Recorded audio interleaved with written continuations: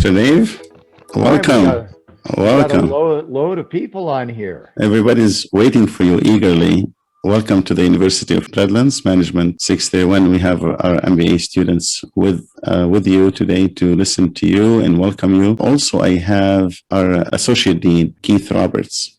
He's here also to welcome you on behalf of the School of Business. So I'm going to give the microphone to him, and then we come back and we talk. Well, welcome, Dr. Ulrich. I'm very sorry I wasn't able to actually log into the system tonight. You know, the technology doesn't always work, but I'm here on the phone. So I've been telling the students we're honored tonight to have a very special guest, a university professor, author, speaker, management coach, and consultant. We in the school are focused on skills needed in the 21st century, and I understand you're going to be talking to us about reinventing HR in the 21st century. So I'm excited and honored to be able to listen to what you have to say tonight. So on behalf of our students, it's my pleasure to welcome you to the University of Redlands School of Business and to our virtual classroom. So again, as Abraham said, welcome, welcome, welcome. Thank you for coming. Thank you. What a privilege. I'm honored to be here. Thank you. Very nice to be here. Nice to see you again. We had several opportunities to be with you. And this is an exceptional one because this deals with the heart of our future purposeful leaders. At the School of Business, we very much cater toward creating individuals and students that are going to be the future purposeful leaders. So our Associate Dean mentioned some of the works you do, but I want to also tell everyone that our dear Dr. Dave is considered the father of our modern HR. I dare publicly to say he is our current Peter Drucker. If you read the Drucker's philosophy, you need to read the philosophies and theories of our dear Dave Ulrich. He is considered also the guru of management. Tonight, he will share with us the reinventing of HR as we know it, especially as we pass and sail into the 21st century. There's a new model he and his teams and his colleagues researched, and they model it and they call it organization guidance system. So in his presentation tonight, he will talk about that. He will also have the chance to listen to some of your questions. Very humble of him, and we thank him for him to do that. So we'll have probably 4 or 5 questions. It depends on the time allowed. Dr. Dave, the floor is yours. Oh my goodness. Well, first of all, Dean Roberts, thank you for allowing me to come to Redlands University. It's an honor to be with such esteemed colleagues and obviously with students who live in great places. I see, Keith, the backdrop that you live in is just incredible. I assume that's your backyard, and just very impressive. And I actually I like being in person more than by video, but sometimes remote video lets you peek into people's lives a little bit. You get to see, this is my office and where I live and work, and you kind of get to peek, and I really covet Keith's office. So I wish I had that outdoor office, Keith, that you have. And anyway, so welcome to my home, welcome to my office. And Scott, you have not a bad office either, with the palm trees and the elegant. And I'm sure that's something you prepare for. But it's really fun to join you and to share a few ideas. I've had the privilege of working with, and I don't know Dr. Abe, if you go by Dr. Abe, if you go by Master Abe, if you go by the King Abe, I don't know which, and I see some people laughing in those names, but I've gotten to know Abraham over the last year or so, and I just am so impressed with his incredible combination of wisdom and goodness. And he talks about being purposeful leaders. There's a great line that comes out of religion, but it's not just unique to religion. We preach the gospel and sometimes use words. And I think the demonstration of values is more important than the rhetoric. And I think, Abraham, you live those, and it's a privilege to be with you and to share that experience with your students. So when he invited me, I was excited. I thought I'd share a few notes that may or may not be helpful. And so let me see if I can share screen, and I'll see if I have the technology ability to do that. And just to set a foundation for kind of what I see happening in the world that we live in and the world that is the future. One of the things I have a bias, and I like that I did the AMK group of companies as the dominant logo. I don't know where I got that, but I thought that was actually quite a good logo.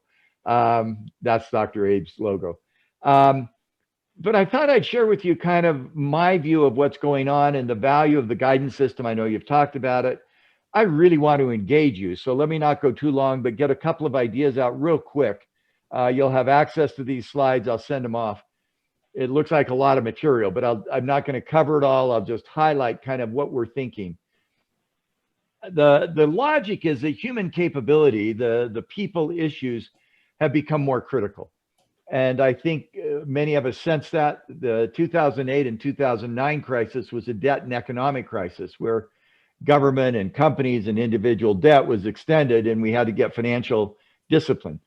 I think the crises today are the people and organization crisis. And I'll talk about that as human capability and how do we build organization and leadership. So I'll talk about that context. I'll talk about the guidance system. And then in black, I'll just highlight some of the results we're finding. Being at the University of Redlands, and I'm sure, Dean Roberts, you appreciate, I don't know, Dean Roberts, your area of expertise, but we love data. We love research. And I think data gives us insights. And I'll share with you some of the data we're collecting. And that's in the black items real quick. And then mostly to get engaged with you and to see the hope that you give for where we go forward. So let me start. I think you've almost got to always start with the setting in which we live. I like the line. It's not mine. I don't know who said it, but I've stolen it. Content is king. It's king or queen. This isn't a gender thing. And context is the kingdom. So content is what we do. Context is the setting in which we do it. I think we've all been through in the last year and a half some incredible changes that we've all faced. The COVID pandemic, and if you're in California, you've got so much variance. And for around the world, this is so variable. And I think our hearts go out right now to anyone who has family or friends in India who are up in the 350 to 400 cases, 400,000 cases a day, when the United States at its max was 200 to 250. And that pandemic just is changed the world we live in. I mean, we are now hibernating. We're in our offices. We're remote. The social injustice, social issues, not only in the United States with George Floyd and Black Lives Matter and the Me Too movement, but in Europe, that's the refugee issue that Brexit was all about. In Turkey and in Asia, that's the yellow umbrella. That's the political movement. Political posturing, obviously, in the United States, this incredible dissent that kind of stifles everything and keeps politics from being a servant to being a barrier. Global recession, digital revolution. We all know the technology is just so rapid and so changing in so many ways. And all of that adding up to an emotional deficit. And we could spend hours on that. But in that world, what do we have to do? And I think the common response is to feel threatened. In fact, I've been with people that just say, I don't know where to go. I'm threatened. And our mind shuts down. What I want to try to do is help discover opportunity. In the middle of those crises, how do we find opportunity? And as I said, a lot of those crises are around the people issues, the human capability is the word I'm going to use in a minute. Not what's wrong, but what's right. What can I do? And I hope all of you, it would be fun to have you share stories. What have you done? I'm looking at Alexander. I mean, I see Alexander behind you. There's some cool pictures. Over your left shoulder, it looks like a plant. Are you willing to share what any of those pictures are, Alexander? Very expensive experiences from both my wife and myself. So 3 degrees from the University of Redlands behind us and 1 from Cal State San Bernardino. Wow, that is expensive. I mean, did they come by FedEx or UPS? No, that's a bad joke. Bad joke. I did. No. Yeah, I think it's so cool to say, I think we've learned some things. I've learned some things in the last year and a half. And how do we get opportunity out of this crisis? And I'm going to call that human capability. A lot of companies, and I know that many of you work in companies, have tried initiative after initiative. And I made a list. Look at all these things we're trying. We're trying strategic redirection. We're trying team building. We're trying innovation. We're trying social responsibility, employee engagement. You could almost cluster those. Look at all the tsunami of activities that my organization or the things we're trying to do. And universities, I'm sure, are trying some of the same things. I could assume even at Redlands University, we're trying some of those things. I see them everywhere, showing empathy, team building. Here's the question. In the middle of these crises, do I know where to invest to make progress? Of all these things I could do, which ones are going to have the biggest bang for the buck? Which ones are going to make a bigger difference in my life? It's kind of like you sit and you look at the Redlands course catalog and you say, look at all these courses I could take. I could take finance, marketing, strategy, information. Which one should I take so that I'll get the best bang for my buck, the best investment for what I do? By the way, the answer is Dr. Abraham's course, just so that you know the right answer. I'm giving you answers to the test. But where should I invest? And what we find is a lot of times in the human capability area, even though it's a center stage, we don't know where to invest. The scores are 5, 6, 4, 5, 6. So we decided to try to figure out where in the human capability area do we need to focus? What are the implications of that? I think for business leaders, I think we're seeing one of the keys to success at the senior executive level is obviously you've got to have strategic agility. You've got to know where to focus your business to win. You've got to have financial discipline. How do you manage and make numbers? You've got to have access to technology. But the differentiator increasingly is this thing called human capability. I think as a new employee, as a student looking at career change, I'm going to succeed because I can create human capability. What does that mean? We believe human capability is composed of 4 basic elements. And I'm going to use my hands and arms to show. One is my fingers. That's the talent. That's the raw ingredients. You've got to have basic raw ingredients. If you're going to cook a meal, you got to have great ingredients. If you're going to have music, you got to have raw ingredients. If you're going to have sports, you got to have the raw athletes. My fifth is the organization. Those ingredients have got to come together, and the ingredients make a cookie or a meal. Those ingredients make the music. It's not one instrument, it's a choir. You've got to have great talent, and you've got to have great organization. The one that brings them together, you got your fingers as talent, the organization is the fist. They come together through leadership. That leaders combine people and create great organizations. I don't know if anybody follows sports. In California, I follow the NBA. I like the NBA. Once in a while, the leading scorer, he scores the most points, is on the team that wins the championship. How often? About 15% of the time. And a lot of that was Michael Jordan. But it's really interesting to use Michael Jordan as an example. And bear with me if you're not a sports fan, but Michael Jordan was the scoring leader in the NBA 9 times. 9 times he led scoring. He was one of the greatest basketball players in history. And if you ask him, he would claim that, which is also part of the ego that he may have. 3 times he did not win the championship. Leading scorer didn't win. He averaged 36 points a game. 6 times he won the championship.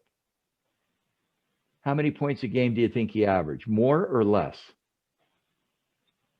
Less, 29. Until his individual scoring dropped 20%, he did not win the championship. That it's not just about you as an individual, it's about the team that you create around you. By the way, that's a silly example. I use it because of sports and it's timely. I know Redlands, there may be people that follow Golden State. Seth Curry is probably one of the greatest shooters in the NBA history. I think over the last 3 weeks, he's averaged 35, leading scorer this year in the NBA. I am willing to take a wager that their team will not win the championship this year. And by the way, that's not a hard bet. It's just saying, just because you have the best player does not necessarily mean you're going to have the best team. That you've got to have great talent that comes together as a team. And you got to have great leadership. And then human resources are my forearms. The human resource systems sustain talent, organization, and leadership. That's what human capability is. And when I put that lens on all of those initiatives, suddenly what's complex becomes more simple. The red items are about talent. The red items tell me, what can I do to begin to measure my talent? I retain people. I get employee engagement. I have team incentives. The blue items are about the organization. I have an agile organization. I have strategic redirection. I have social responsibility. That's what my organization is good at. The purple items are HR and the green items are leadership. So suddenly what was kind of confusing about all of these crazy items, we can now put into a topology. This is the nature of human capability. And then we want to begin to provide guidance. I was trying to think as I was thinking this afternoon about this discussion, guidance is such a good idea because guidance is not about benchmarking. And I'm going to stop here in just a few minutes. I'm not going to go through all the slides. In our field, we love to benchmark. And I have books behind me, and you can see all the books tell me a best practice. How am I doing versus someone else? That's benchmarking. Best practice. Who's really good that I can copy? How do I become as effective as person X or as talented as person Y? Intervention. Number 3, what did they do that made them good? I think all of that is not required. What we want is the green. What can I do to make myself better? So if I'm going to be an effective student, I don't have to benchmark. How do my grades compare to someone else? I don't even have to have best practice. I don't have to be the best. I don't have to see the interventions that made someone the best. I need to say, what can I do? What's the impact and guidance for me? That's the logic I think we're heading towards in organizations today. How do we give guidance about these human capability issues? How do we give guidance about talent in a company? How do we give guidance about leadership, organization, and HR? That's the logic of guidance. And in an organization, you can get career guidance. What do I want? What's important to me?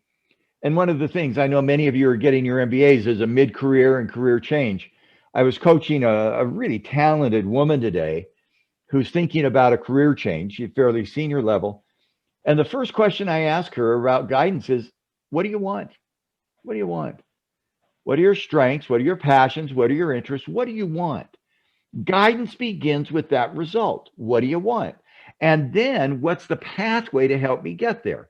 That could apply to your career. And some of you may be doing an MBA to manage your career. It could apply to retirement. What lifestyle do I want in retirement? That's more my life stage.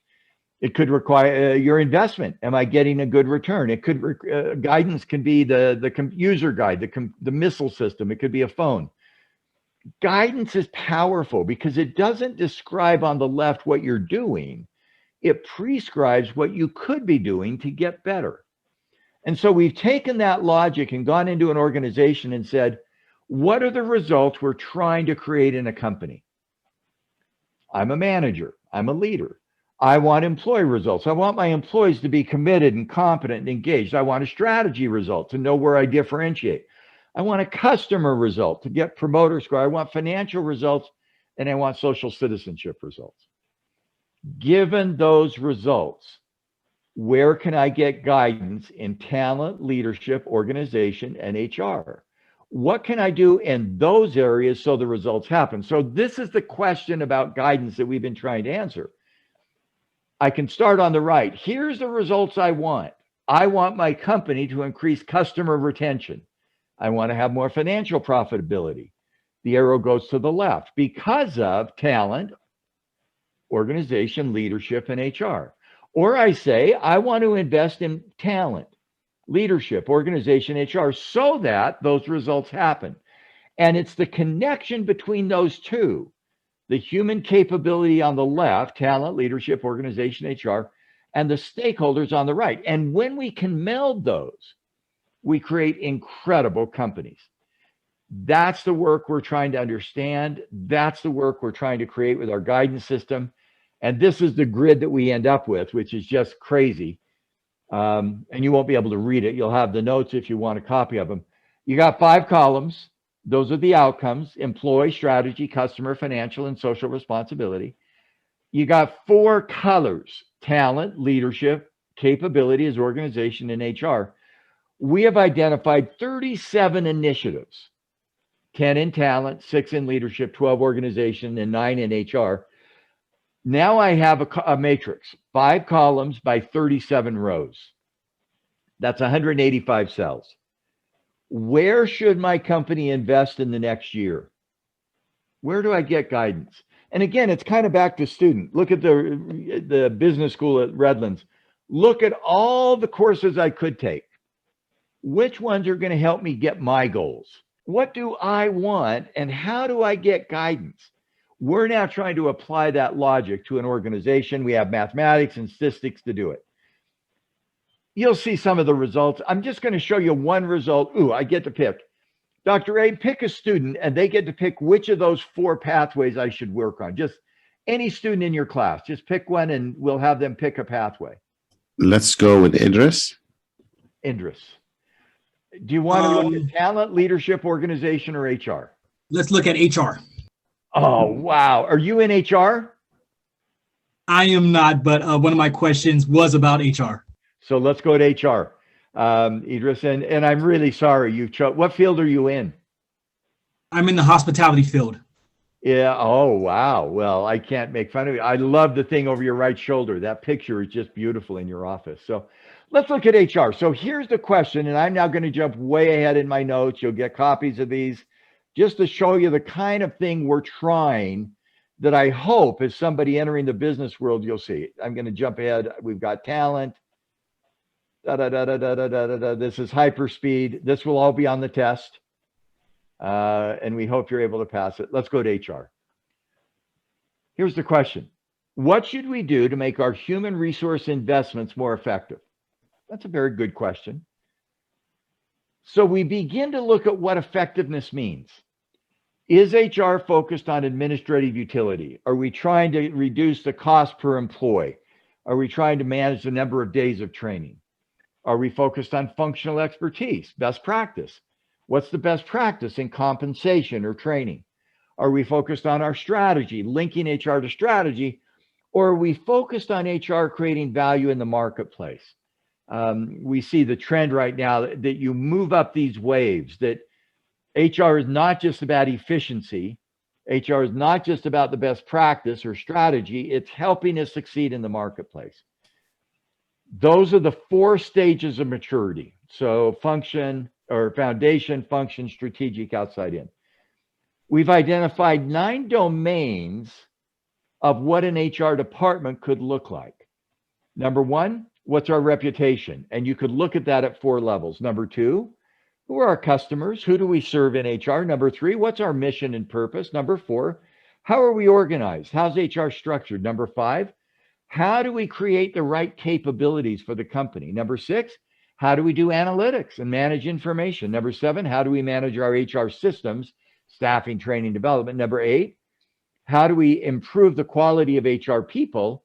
And number 9, how do we manage relationships and the connection among those in HR and outside? By the way, that's a pretty complicated grid. This is where I could invest in HR to be effective. Here's what we find. And this is an example of the guidance system that takes just a minute or 2 of explanation. And I've got it with talent, organization, leadership. First of all, look at the 9 rows. Those are the 9 dimensions of HR. These are the things HR can focus on: our reputation, our customers, our purpose, our organization, etc. Column A, we have data now, and it's a beta test from 482 individuals and companies. That's the global mean, 1 to 5 point scale. So which of those 5 things do HR departments do the best at? The lowest is number 6. If you follow A down, it's metrics, 2.89. Column B, and the best, if you follow that down, is our purpose. Most HR departments have a pretty high purpose, 3.44. Standard deviation is how much variety is there among these 482 companies. What most folks like to do is then compare themselves. So you'd have 1A or A1 or B1 and say, where does my company compare? I'm in a hospitality company. Where do I compare? Who's the best practice?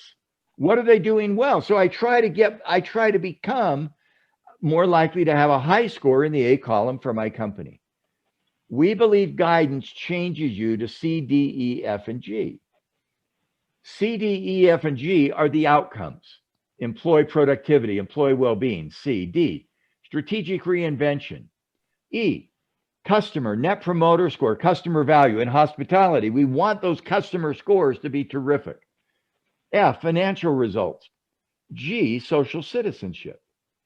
Now what we've done, and if you've had statistics, it's not a regression, but it's like a regression. Take each column separately, C, D, E, F, G, and H, and say, what's the relative impact of each of those 9 rows? Now, for those who follow statistics, it's like regression, but you get a thing called multicollinearity. And so we've created an algorithm called variance decomposition. But what it says is, let me do row C and row G. Just, I want to improve employee results. Green, yellow, red. Green, the most important thing I can do in HR is build the reputation of the HR department. Well, that's pretty cool, 17.8 points. The second most important thing in green is make clear about who our customers are. The third most important thing, number 8, is manage our professional skills better. Get really competent HR people. If I want to improve my employee results, that's my outcome. Now I know where to guide the investments to make that happen. If I want to improve column, let's do column F, financial results. I want to get more profit. What have I got to do? Row 9. So look down F, the highest score, the darkest green, 16.5. The biggest thing I got to do to get my financial results up is make sure that the HR people have good relationships. The next 2 are tied. Number 1 is 14 and number 6 is metrics. I now know where to invest to get financial results to happen. I think that's cool. That's the guidance. The other thing that's cool is if you look across those rows, you begin to say, if I'm in HR, and hopefully some of you are, or will move into that, where should I invest to make my HR department more effective? And you look across those rows and it looks like number 9, relationships, is going to have the biggest impact across more of those outcomes, more of those columns. Row 3 and row 1. I don't need to invest as much on the practices of HR. I don't need to invest as much on the department or organization of HR, but what I need, or the capability building, I need to invest in row 9. That's the guidance that we get. That's the overall guidance grid based on our test of 1,000 companies. And that's where I'm going to end. Whoa, I covered a whole semester of stuff. And if you're still awake, you probably should get 10 or 20 bonus points. And if you care, you probably should get about 100 bonus points. But what we're trying to do is to say, the job of a leader in the future is not to compare yourself with others. By the way, I hope that's good guidance overall. I don't want to compare myself with someone else. And you don't want to go get best practice. I want to know what works for me. What's my agenda? This woman I was coaching today, it was so fun. What is it you define as success? And she said, well, I've seen my friends do this and others. And I said, I don't want to talk about your friends. What is it you define as success? What do you want based on your strengths, passions, and skills? And then let's help you get what works for you. That's the logic of guidance. All we've done is apply that logic to an organizational setting. And with a little bit of luck and some data, I think we're able to give good guidance through a guidance system. Thank you so much. It's very helpful and very insightful. And thank you for going through the details, because we needed that so we can delve into this model. How many people did you interview for this research? Well, right now we're collecting data. I think we're at about 2,000 people and about 1,200 companies. So the data I just shared was about 1,000 companies. So, I mean, this is ongoing research.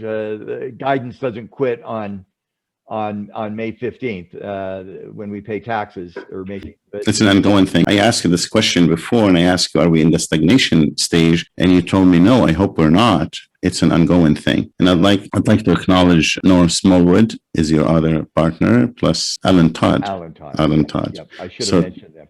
By the way, I hope all of you go online in your company and fill out the survey. We're giving it away.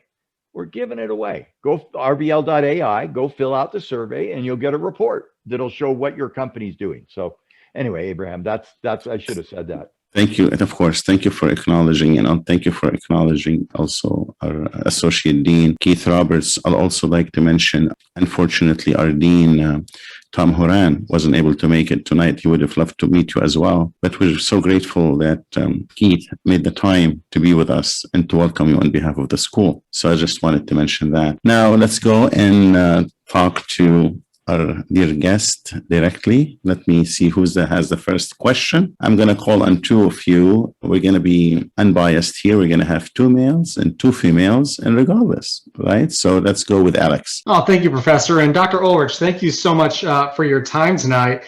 In the beginning of your presentation, you mentioned the digital revolution as one of the big pieces of context that we're facing.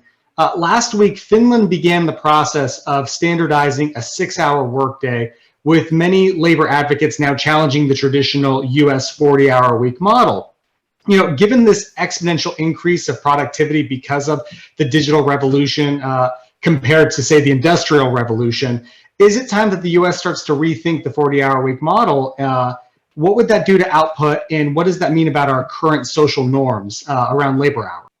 You know, it's interesting to look at, you assume that productivity goes up that allows an economy to have a higher gross national product. I mean, those two things often co-vary. And in the machine age and in the industrial age, we saw incredible productivity increases as we went through these different stages of industrial revolution.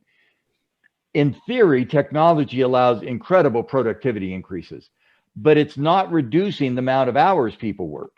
And in fact, when they try to control hours, and I'll be a little bit skeptical, not being an expert, I don't know Dr. Roberts' area of expertise, he may be an economist, but France tried the 30-hour work week 10 or 15 years ago, and it didn't work very well.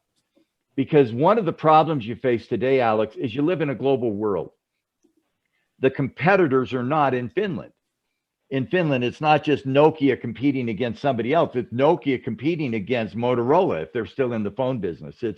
It's a global competition, and you may be the best in your country, and we may be able to govern that, but you've got to live against global standards. And so, I think that competition. I don't think constraining hours is it sounds really good, but I think it ends up putting you at a competitive global disadvantage.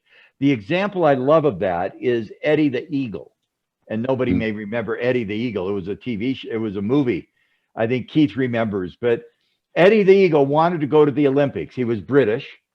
And so he decided to go to the Winter Olympics as the best ski jumper in Britain. By the way, that's not a hard threshold. He's about the only ski jumper in Britain. So Eddie the Eagle jumped, and I'll make up numbers. And Keith, if you know the details, flesh this out. But I think he jumped something like 60 meters. So he went to the Olympics. Guess what? The winners were 90 meters. But he didn't care. He'd gone to the Olympics because he's now an Olympian. It's the Jamaican bobsled team, the same metaphor. I think, Keith, you have something to add to that? You came off mute. That's great. I do remember Eddie the Eagle. I think you're right on. So I really appreciate that example. Oh, just that he, instead of being in last place, he preferred to call it 52nd place.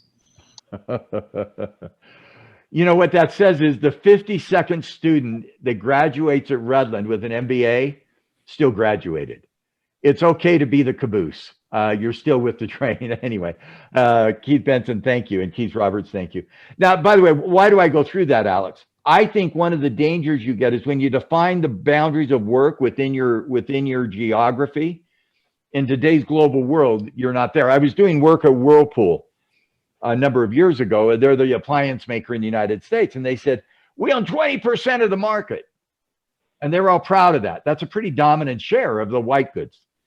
And I said, you know, that's in the United States. When you go global, you have 5%. And your real competitor is Panasonic. Your real competitor is Haier out of China.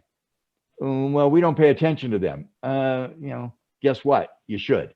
And so I think, Alex, some of those internal country things get difficult.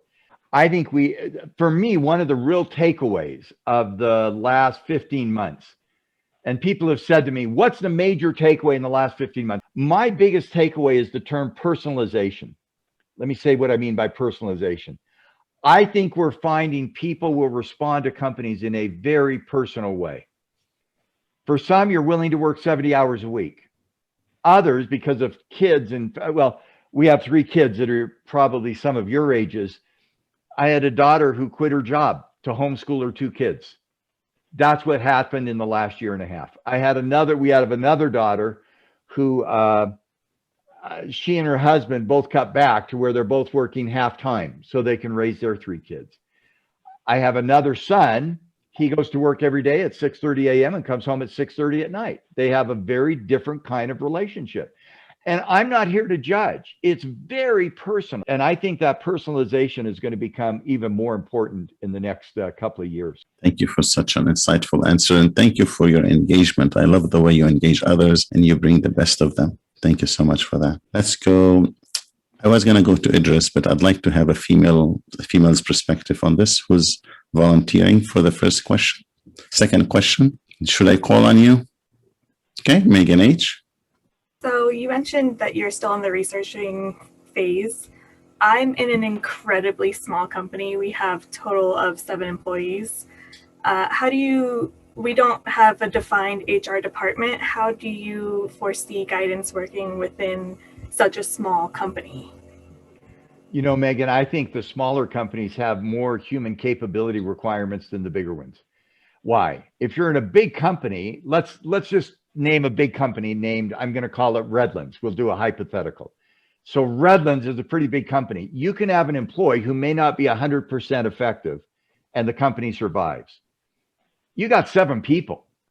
If you got one that's not working well, 1 out of 7, whatever that is, that's 15% failure.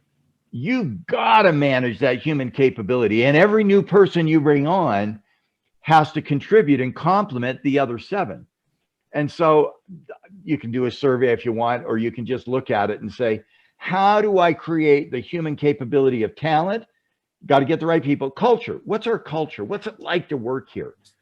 Megan, have you worked in multiple companies? I have. This is definitely the smallest that I've worked in. Let me ask the question about culture. As you've moved from one company to another, if you were in a casino, it may have been a company like MGM or one of those where they have multiple casinos. How long before you can feel the culture of a company? Pretty quickly, I would say. Yeah. I mean, you can feel, how do people get along? What's the energy? What's the enthusiasm? If I'm in a company of 7, I got to get the right people. There's no question. I can't afford a bad hire. I've also got to create a great working environment, a great climate. By the way, the key to a good climate is you create a culture that makes your customers feel better about doing business with you. Culture is the identity of the firm in the mind of your best customer. Hospitality. Where's our Idris? Actually, Idris is going to be the one who's going to ask the third question. Okay, so I'll skip Idris. But if actually, it could be, he could answer. He could answer and then he will continue from there. What makes Disney so good? Disney creates a culture when you go to a theme park that makes you feel like magic. And those guys are crazy. A hotel that would cost you $100 a night because it's on Disney property and it has soap with Disney ears on it, it's going to cost you $200 a night because you had the privilege of being in a Disney hotel. That's hospitality. We found it in hotels, and I don't need to know, Idris, what chain, but a Holiday Inn changed to a higher end hotel. It changed to a Marriott or a Hyatt. Same room, same bed, some of the same people, but because they created a brand, they now got another 30 to 40% for the same hotel. I mean, that's what you want to create with your culture, is an image in the marketplace. And your job with 7 is to manage that human capability. I don't think you need to go through a big test to do that. I'll tell you a funny story. Steve Covey, we've all heard of Steve Covey. If you haven't, 7 Habits. I knew Steve. He was a mentor. His son lives right in our backyard, one of his sons. We're at his funeral, and his children were sharing stories about Steve. And his daughter went to her dad and said, "Dad, I'm really trying to follow your calendar, the Covey Franklin planner. I've got 3 kids at home. We're working. What do I do? And he looked down and he said, throw it away. Throw it away. Don't use any of that stupid stuff I gave you. That doesn't work for you. Just take care of yourself. Megan, you're a company of 7. Don't go create complications. Use Fair your point. judgment. Use your judgment. Don't complicate your life. Now, if somebody here is in a company with 2,000, you need to create systems. In a I called it, and none of you may remember, you're not old enough. If you went to a county fair, you had bumper cars where you'd get in a car and you'd bump into each other. You're a company of 7. You're a bumper car company. You bump into each other every day or every couple of days. If you're a company of 2,000, you can't do bumper cars. You've got to have systems that allow things to happen. My counsel with the company of 7 is just keep it really simple. Wonderful. Thank you so much, Idris. Let's go with you. Hello, Dr. Ulrich. Thank you for your time. So my question centered around the future of HR. So do you see HR changing within the next 5 to 10 years in the virtual team approach? For example, over the last year or the last 15 months, COVID has really changed the way organizations have approached their HR practices. So do you see that continuing in the next 5 to 10 years? I am going to demonstrate that I'm not gifted with language. So I'm going to give you an advance warning. If you have a sensitive ear for language, plug your ears. Plus ça change, plus c'est la même chose. Okay, let me say that again, and then I'll translate it because it's not easy to translate my bad language. Plus ça change, plus c'est la même chose. It's a French slang. The more things change, the more they're the same. Idris, I think that we're going to see principles that are the same. Guess what a principle is? People need to feel motivated. They need to build on what's important to them. They need to have personalized. And we're going to see practices that differ. So there's a great line by a great leader. We teach people correct principles. We let them govern themselves. HR is going to be some of the same. We're going to have to give employees motivation, engagement. We talk about 3 things that won't change: believe, become, and belong. Employees want to believe. They want to have a sense of meaning. They want to have a sense of purpose. They want to become better. They want to learn. They want to grow. They want a job where they can get better. Belong. They want to be part of a community. Those 3 principles, I think, will stay the same. We all want that. How you do that's going to vary. And that's the personalization that I alluded to. I think that's going to vary a lot by person, by setting. Will it be through technology? Will it be through face-to-face? Will it be what you call the Idris virtual teams? I think we'll see a lot of variation around the practice, but I don't think we'll see much variation around the principle. Wonderful. Let's go with Megan M. We have 2 Megans in the class today, so let's go with Megan M. Hi, so my question, I know that you said that this research is ongoing, encouraging us to have our own organization participate in that survey. What is your group, your team who's partaking in this? What's the ideal amount of companies you would like to survey for this research project? Do you have? I don't have, and I'm laughing because it's kind of, can you be too rich? And the answer is, I guess. Our job is not to get a big database. Let me be honest. Our job is to give individual companies insights that will help them be more successful.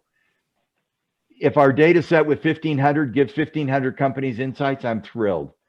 In the US right now, there are 7,000 publicly traded firms. I would love, and let me tell you where I hope this goes. In November of last year, 2020, the SEC in the United States required human capital as part of your 10K reporting. In the finance, you got to do all the SEC financial reports, the Form G, all the financial stuff. They now require human capital reporting so that investors have a lens into human capital as they make investment decisions. And that's what the SEC is about. I would hope the ideas that we're proposing structure that discussion. That when you do a human capital report to the SEC that investors look at, it includes information on talent, organization, leadership, and HR. For me, that would be so cool because now we're giving people a template. It's almost like, how do you do Alex is into finance.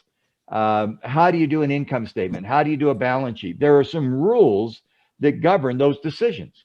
I'd like us to create that same set of rules that companies can use.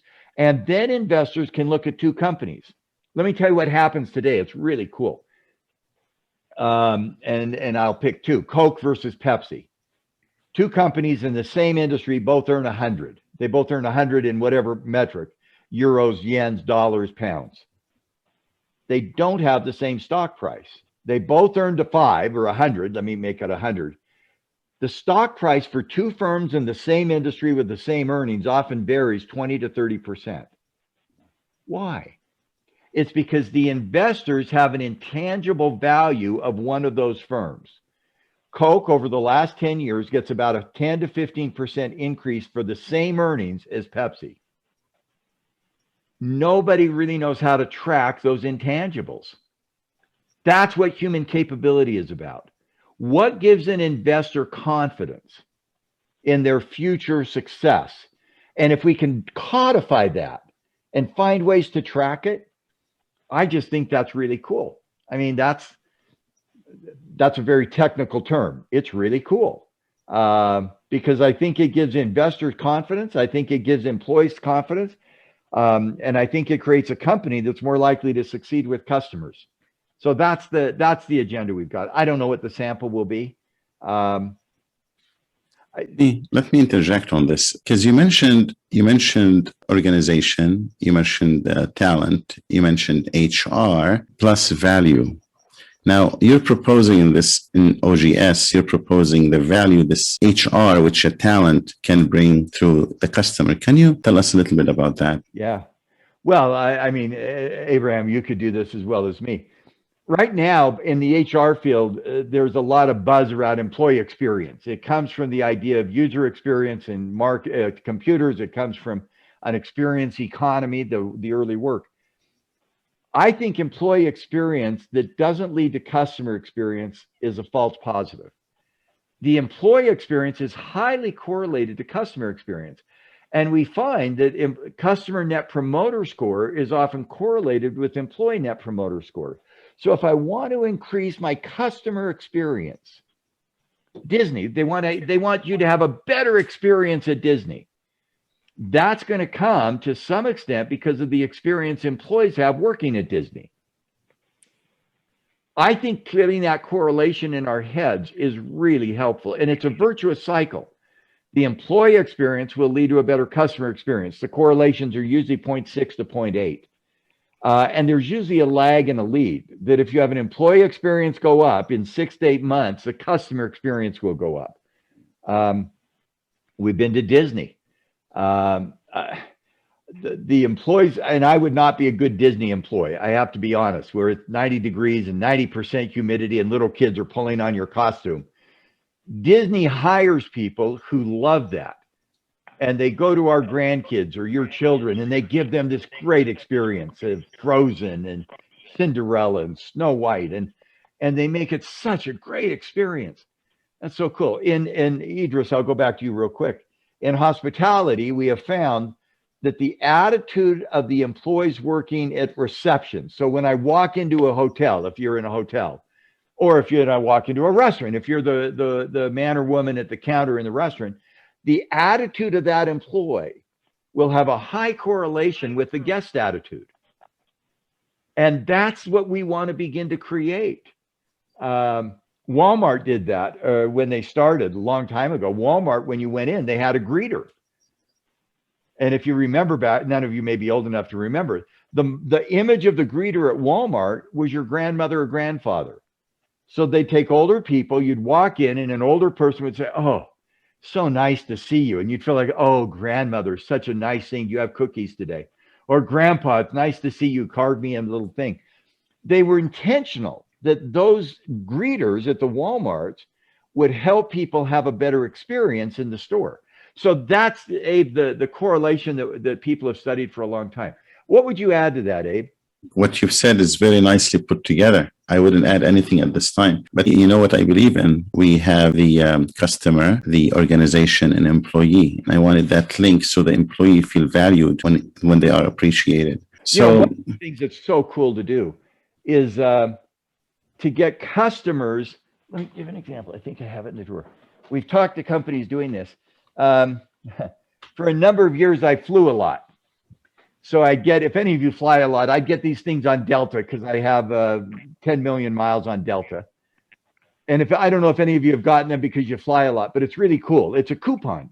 And at the end of the year, I'd get 10 of these. Each of these coupons are worth $100. So Delta would give me a customer who did one year I did 150 flights on Delta. So I was on a flight every other day on Delta. I now control $1,000 of their bonus pool. It's such a cool thing because when an employee provides me good service, by the way, what I do is on a long flight, I would give an employee one of these and then they'd give me a whole lot of chocolate all the way on the flight to Europe. That's a joke. That's not the way to do it. But it was so cool that they're now getting me, the customer, connected to their HR practice. Stay with airlines. Southwest, by the way, these are so cool to give out. How does that make you feel? How does that make you feel as a customer? Oh, I love the chocolate. I love the, no, it makes me feel good because I'm able to give that employee $100. It's not mine. That makes me feel even better. American started it. This is the idea we've had. That's anyway. So I've got those kind of things that are there. Southwest, for when they were starting, you could not be a flight attendant. Have any of you flown Southwest? You have? What's the flight attendant like, Megan M? What's the flight attendant on Southwest like? What's your memory? We're stereotyping here, but I haven't flown for a little bit, but the last time I flew Southwest was to Houston, and I remember them being pretty engaging and like, you know, wanting to speak with us. And they're funny. They tell stories. They climb in the overheads. Anyone else have a Southwest flight attendant who was kind of different than United? They're fun. How come? Southwest policy was you cannot be a flight attendant until you've been interviewed and approved by a panel of customers. So 1,000 people apply, they winnow it down to 100, and they're going to hire 50 or 60. The 100 come in and get interviewed by frequent flyers. And the frequent flyer says, I'd rather have a fun flight attendant than a boring one. I want to have a fun flight attendant. I think getting customer to training, the best companies in the world, when they do training programs for their employees, now invite in customers and suppliers. General Electric Crotonville is one of the training iconic centers in the United States. We got them to allocate 10 to 20% of every training slot in every course to a group of customers. That's cool. That's the kind of HR stuff that I think is connecting HR, Dr. Abe, from inside the company to outside. Thank you so much. Let's go with Taylor. Hello, Dr. Ulrich. Thank you again for being here. I work in law enforcement, so it's a little bit different, especially with everything going on in the world right now. What do you see specific to my career? Morale is something that can come and go very quickly. How do you see the best way to boost morale within an organization? First of all, let me just say, whatever political spectrum you're on, I think we appreciate those who help in an appropriate way bring discipline to our society. There are countries where they don't have that appropriate law enforcement. Let me not talk bad. There are bad everything. You know, the company with the highest morale I've almost ever seen was the IRS. And I said, what's going on? By the way, it was horrible to be a consultant for the IRS because you'd get a letter and it would say from the IRS, and I think, oh my gosh, I'm going to be audited. And then it would be a letter or a check or something else. So it would be kind of weird. And here's the argument. I think sometimes it was us against the world. And I would hope, Taylor, that in law enforcement, that your greatest source of support are your peers. That we really, I talk about believe, become, and belong. We belong with each other. There is a sisterhood, a brotherhood, a fraternity, a sorority of law enforcement people who recognize that we're not loved by everybody. And we recognize that there are some who do a bad job. But net, we are committed to the service that we provide. And if you can do those three things, believe. Do we believe in our purpose? What are we trying to do? We're not trying to hurt people. By the way, if there's somebody in law enforcement who's trying to hurt people, get them out. Get them out. Become better. We're trying to learn how to build a better society and belong. Let's create a sorority, a fraternity, not only inside but outside. In any organization of change, it's 20-60-20. 20 love it, it's going to be great. 20% love anything law enforcement does. 20% will hate everything law enforcement does. Ignore both groups. Ignore both groups. It's fun to surround yourself with the good 20% and claim you're great. That's not helpful. Nor is it helpful to obsess about the 20% who will never appreciate you. Work on the 60%. How do we help them see that we're there to help them with their needs? Beautifully said. As you've seen and noticed, Dr. Dave very much is passionate about social justice. And what he just shared with you is suspend your judgment and be for all, as we have always shared with you. I'm very mindful of the time. Scott, let's go with you. Tell us what you do and what's your question. Hello, sir. My name is Scott Bowman, and I appreciate your time. Formerly, before I left the United States Marine Corps, and now I work for Fitness International, the biggest chain of fitness centers in the U.S., LA Fitness, where I'm an executive vice president over a number of clubs for sales and training. The question I have, which is for a company typically made up of younger individuals, social justice, actually politics used to be something within the workplace, is just by norm you don't speak of. But due to the social justice issues that are going now, something that we're experiencing is at different locations, different individuals wearing, I guess you'd say, mementos, shirts, hats with various slogans, some of which I may or may not agree with, but tend to be offensive to some individuals at certain locations. And there is no clear-cut HR policy for managing those types of things. So what is a good suggestion for keeping in mind that social justice is important, and free speech is obviously in a right of each of us. But when I say social justice, there's some social justice slogans. There's also slogans on either side of the political agenda. And what would your suggestion be for potentially even a recommendation up the chain of command?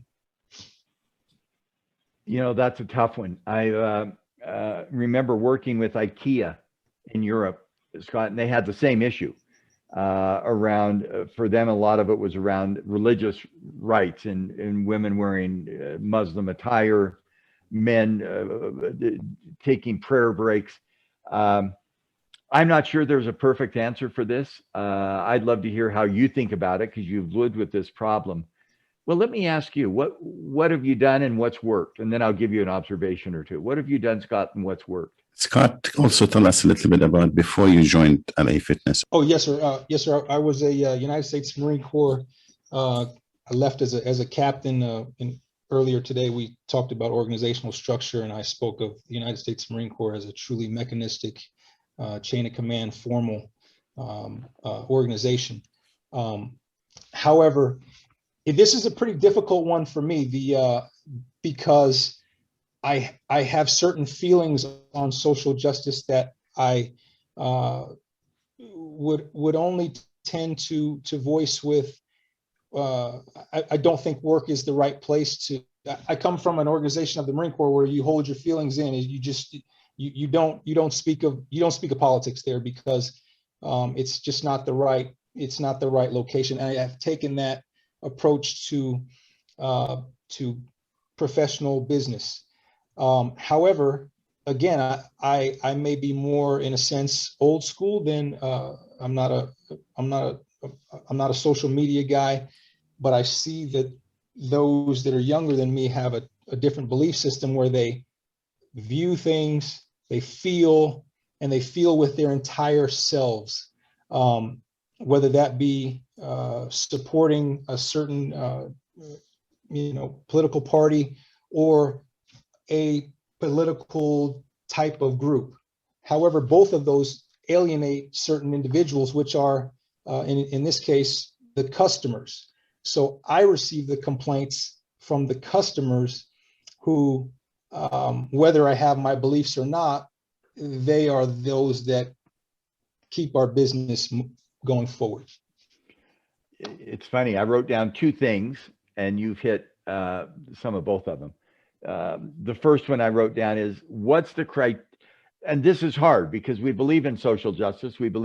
Most of us believe in free speech and in the ability to express opinions.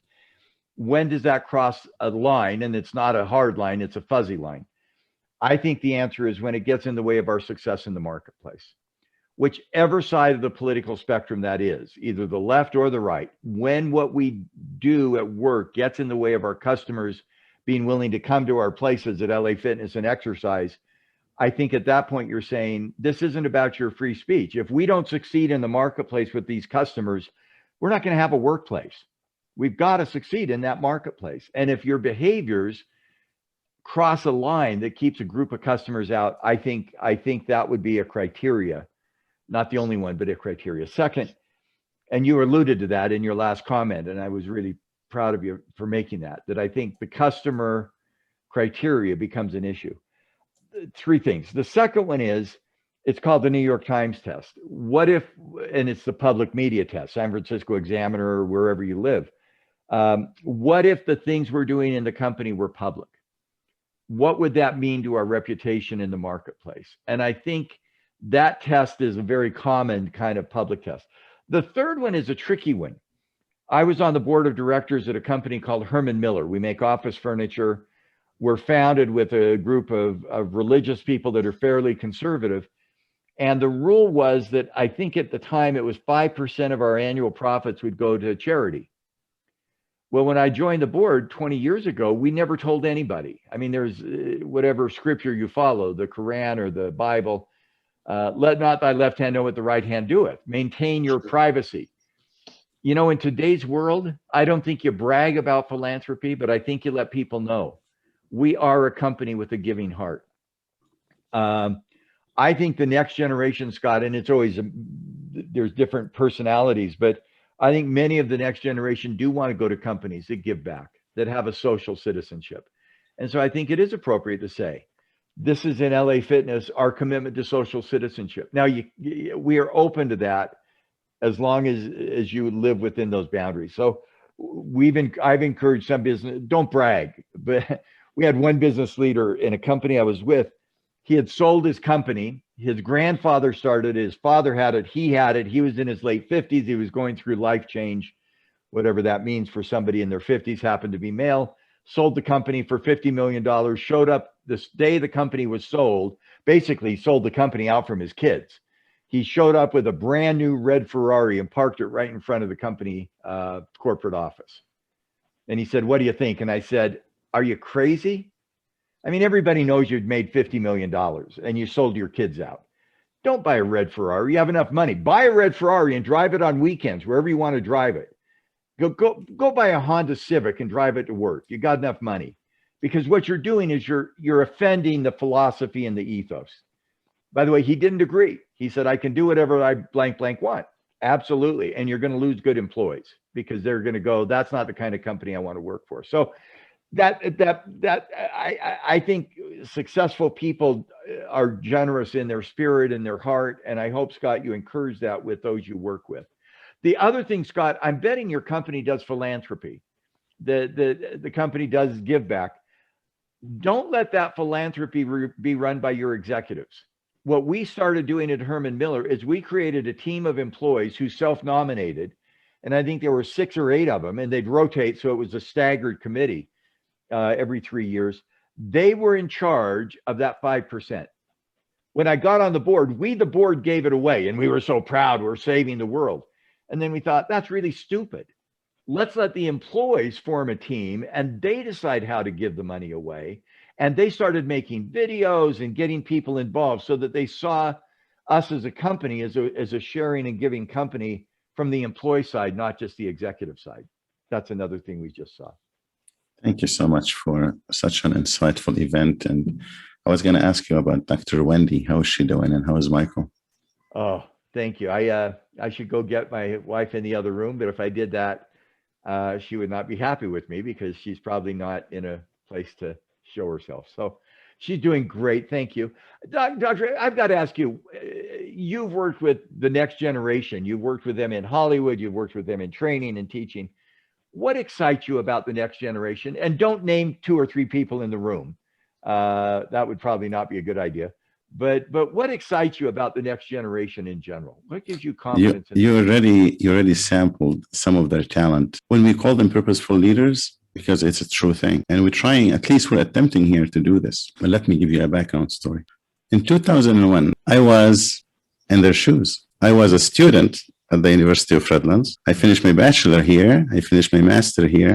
And our esteemed Associate Dean, Keith Roberts, actually was my mentor. So if you see my success, as I attribute it to him and to people in my life like him. So publicly, I'd like to acknowledge him. I'd like to thank him because he, after 23 or 24 years with the university, in July, he is going to be in a retirement doing something else. He's going to always serve others. To answer the question is to serve others. If you ask any one of our future purposeful leaders, what do you think about Abraham or Dr. Abraham, Professor Abraham? They will say he is helping us and serving us, because I told them, I am your servant from the beginning. I'm not your teacher, I'm your servant. So the same philosophy, hopefully the same ideas I'm giving them, they will eventually pay it forward to others. So they will say at one time, one of them is going to say, I was like you.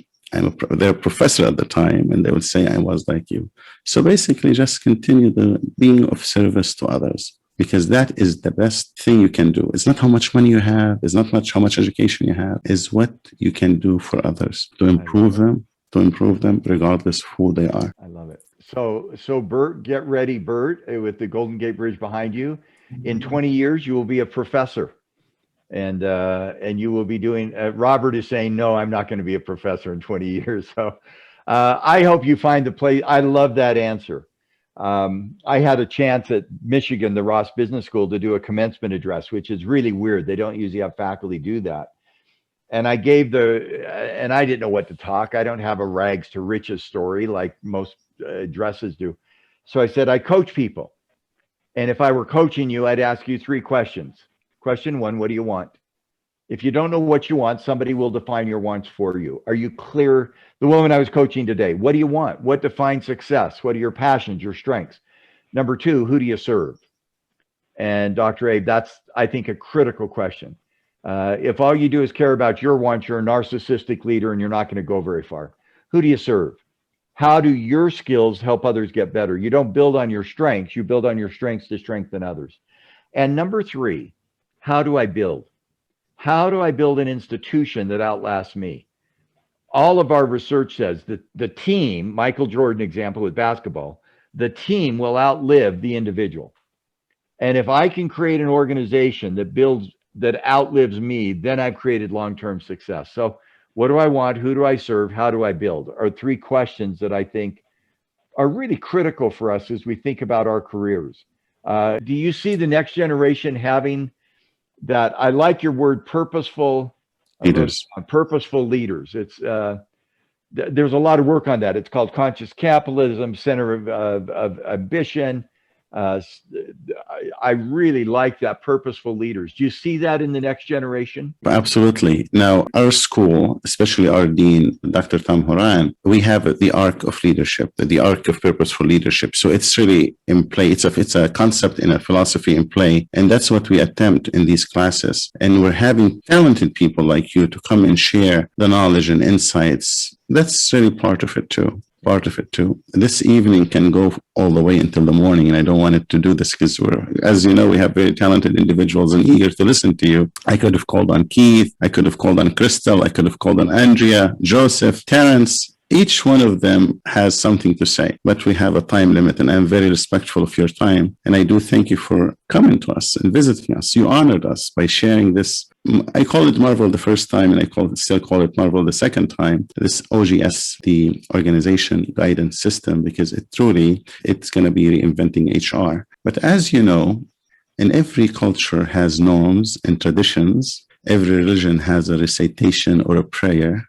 And we at the University of Redlands, no difference. We have our own culture and we have our own chant to celebrate others. We celebrate you when we chant it. And I'm going to give the microphone to our Associate Dean, Keith, so this way he can lead us in chant. Associate Dean Keith, it's yours. Dr. Dave, thank you so much for being with us again tonight. I know the students have thanked you and Abraham has thanked you, but this has really been a terrific moment. A lot of insight, a lot of guidance, a lot of wisdom has come from you. and I know our students really, really appreciate it. I need to close it up here with what we call the Octomolly chant. This dates back to the early 1920s when a couple of students at the time at the University of Redlands came up with this chant. And it's used as a greeting. It can be used at sports games as a chant or whatever.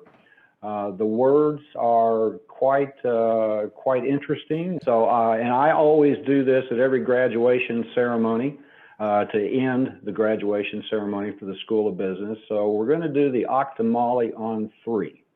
But here we go. Octomolly, gazolly, gazumpty, up the yada yahoo. Whoo! Ink the mink, the yada gazink, the up the ray yahoo. Whoo! Wing wang, tricky tracky, poo foo, joozy woozy, skizzle wazzle, wang tang, orky porky, dom and orky, Redlands. Rah, rah, Redlands. Woo! Rah, Redlands. This is beautiful. Thank you so much for your time. Thank you so much for sharing what you have. Dr. Dave Ulrich, you are always honoring us. Thank you. Welcome to the University of Redlands. We call ourselves bulldogs, and you are a bulldog in your own life. I mean, you have that in you. Thank you. Thank you. What a privilege. You know, at Michigan, we're not that smart. Ours is really short. Go blue. That's it. We're not as smart as you are. We can't remember all those words. Go blue. And then we sing Hail to the Victors. The original song at Michigan, the fight song, was It's Going to Be a Hot Time in the Old Town Tonight. And they did away with that because that wasn't really an appropriate song. So they came up with Hail to the Victors, which is somewhat like your Octomolly. That was sweet. Thank you so much. Thanks, Keith. If you have another comment, I'll leave it back to you and Dr. Abraham to end. Thank you to all. Thank you, thank you, thank you. Thank you so much. Good night. Regards to the family. Appreciate you.